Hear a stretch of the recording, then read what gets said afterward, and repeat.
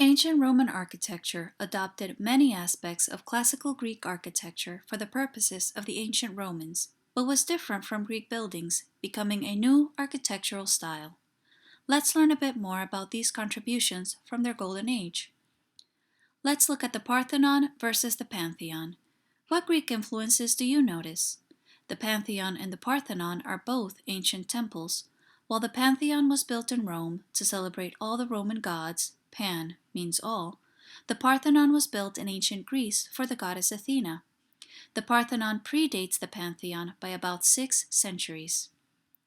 The Romans wanted their art and architecture to be useful. They planned their cities and built bridges, aqueducts, public baths, and marketplaces, apartment houses, and harbors. When a Roman official ordered sculpture for a public square, he wanted it to tell future generations of the greatness of Rome. Although the practical uses of art were distinctly Roman, the art forms themselves were influenced by the ancient Greeks and Etruscans. In the late 600s BCE, the most powerful people in Italy were the Etruscans, who had come from Asia Minor and settled in Tuscany, an area north of Rome. Although the Etruscans imported Greek styles of art, they achieved much by themselves. They developed a very realistic type of portrait sculpture. They were also the first to introduce the use of the stone arch into architecture. Stop and think.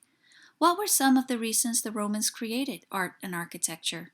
How were the art and architecture of ancient Rome connected to the art and architecture of ancient Greece? The Romans put the lessons of the Etruscans to practical use. The baths and arenas are tributes to the skill of Rome's great builders. Because of the use of the arch, the Romans could build on a greater scale than the Greeks, who used the post and lintel, a beam supported by 2 columns. The arch can support much more weight than the post and lintel. Roman aqueducts were often 3 levels of arches piled one on top of another, and their buildings, such as the baths of Caracalla, enclosed huge open areas.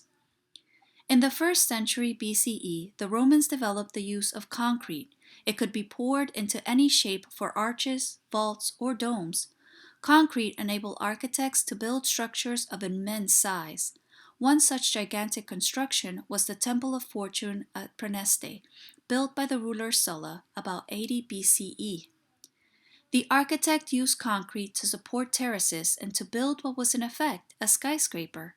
To build their open-air theaters, the Greeks had scooped out the sides of hills, using the hills to support the sloping tiers of seats.